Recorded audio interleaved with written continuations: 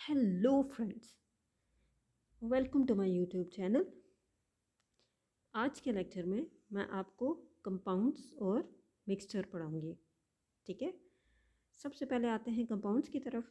ठीक है, कंपाउंड्स जो होते हैं बेसिकली प्योर सब्सटेंसेस होते हैं जो दो या दो से ज़्यादा एलिमेंट्स के केमिकल रिएक्शन या केमिकल बॉन्डिंग से बनते हैं।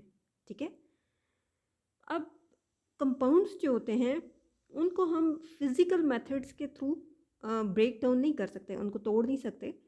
ठीक है, उनको केमिकल रिएक्शंस के थ्रू ही तोड़ा जा सकता है। ठीक है, अब फिज़िकल मेथड्स कौन से हो गए, जैसे कि एवापोरेशन हो गया। ठीक है, जैसे कि एवापोरेशन में हम क्या करते हैं, पानी से नमक को हम अलग कर सकते हैं। ठीक है, लेकिन इस तरह के मेथड जो हैं वो कंपाउंड्स को तोड़ने के लिए या अलग करने के लिए उनके एलिमेंट्स को हम यूज़ नहीं कर सकते। उधर हम सिर्फ केमिकल रिएक्शन ही यूज़ करते हैं।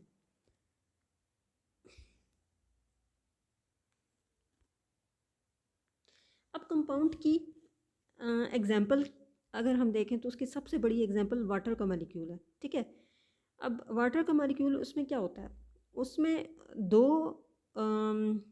एटम्स जो होते हैं वो हाइड्रोजन के और एक एटम ऑक्सीजन का मिलके जो है वो वाटर का मॉलिक्यूल बनाते हैं। ठीक है, कंपाउंड्स की एक बहुत इम्पॉर्टेंट खसूसियत ये होती है कि उसमें जो एलिमेंट की रेशियो फिक्स रेशियो होती है। ठीक है, उसकी रेशियो जो है वो हम चेंज नहीं कर सकते। अब आप जैसे पानी की क्वांटिटी ज़्यादा ले लें, कम ले लें, जितनी मर्ज़ी लें, ठीक है, उसमें हाइड्रोजन और ऑक्सीजन की रेशियो फिक्स्ड होगी। ठीक है, ये नहीं हो सकता कि कहीं से आप पानी थोड़ा सा उठाएं तो उसमें जो है वो हाइड्रोजन का एक मॉलिक्यूल हो जाएगा, दूसरी जगह हाइड्रोजन का एक एटम होगा, दूसरी जगह पे हाइड्रोजन के दो एटम हो जाएंगे, तीसरी जगह पे तीन एटम हो जाएंगे। नहीं, ये इसकी फिक्स्ड प्रोपोर्शन होगा, फिक्स्ड रेशियो होगी एलिमेंट्स की। ठीक है, अच्छा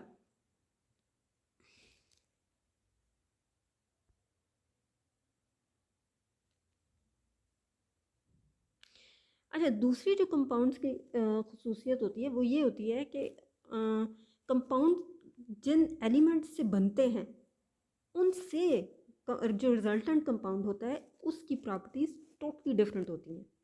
अब फॉर एग्जांपल अगर हम H2O वाटर को देखें तो वाटर की जो प्रॉपर्टीज़ होंगी वो हाइड्रोजन और ऑक्सीजन से टोटली डिफरेंट होंगी।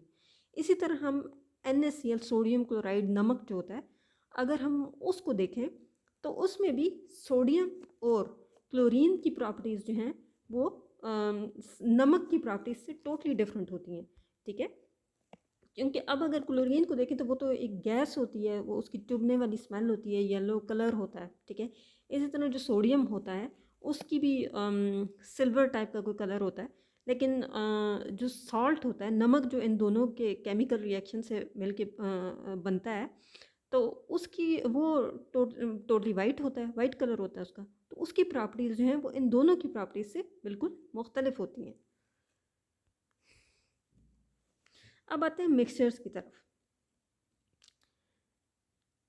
मिक्सचर्स जो होते हैं वो दो या दो से ज़्यादा प्योर सब्सटेंसेस से बनता है जो कि फिज़िकली आपस में कंबाइन होते हैं। ठीक है, मिक्सचर में दो या दो से ज़्यादा सब्सटेंसेस जो हैं वो केमिकली कंबाइन नहीं होते, बल्कि वो फिज़िकली एक दूसरे से जुड़े होते हैं और उनको फिज़िकल तरीक़ों ही से हम एक दूसरे से अलग भी कर सकते हैं। ठीक है, अब उसकी एग्जांपल आप ले लें, जिस तरह पानी में हम नमक मिलाते हैं तो ये जो मिक्सचर बनता है।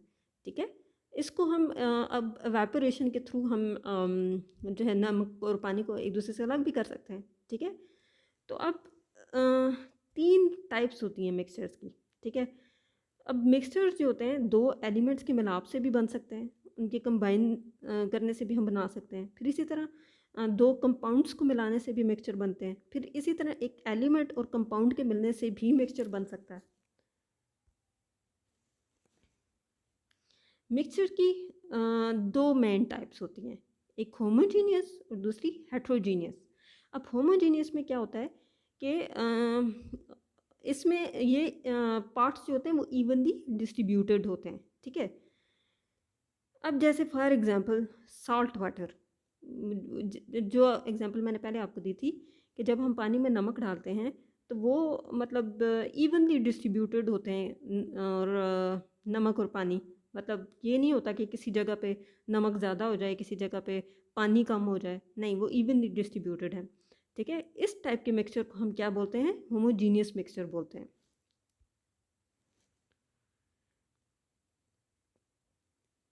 अब इसी तरह होमोजीनियस मिक्सचर जो लिक्विड्स का होता है उसको हम क्या बोलते हैं? सॉल्यूशंस बोलते हैं। ठीक है, इसी तरह homogeneous mixture of metallic atoms, metals के जो एटम्स मिलके उनका जो होमोजीनियस मिक्सचर होता है उसको हम एलॉयज बोलते हैं। ठीक है, अब हेट्रोजीनियस के केस में क्या होता है?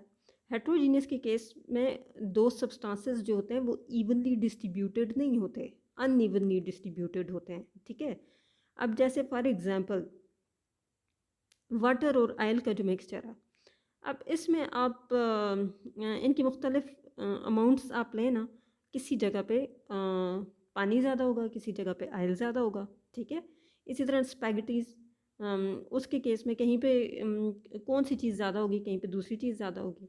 तो ये इसकी एग्जांपल्स हैं।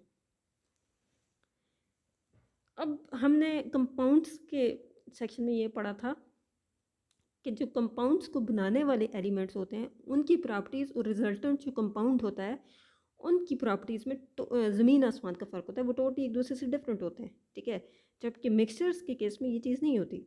ठीक है, मिक्सचर्स को जो बनाने वाले सब्सटेंसेस होते हैं उनकी प्रॉपर्टीज़ और रिजल्टेंट जो मिक्सचर होता है उनकी प्रॉपर्टीज़ लगभग एक जैसी ही होती हैं, उनमें ज़्यादा डिफरेंस नहीं होता। सो ये कंपाउंड और मिक्सचर। आई होप कि आपको समझ आई होगी। प्लीज़ मेरे चैनल को लाइक और सब्सक्राइब करना मत भूलिएगा, और अगली वीडियो के साथ हाज़िर होंगी किसी नए टॉपिक के साथ।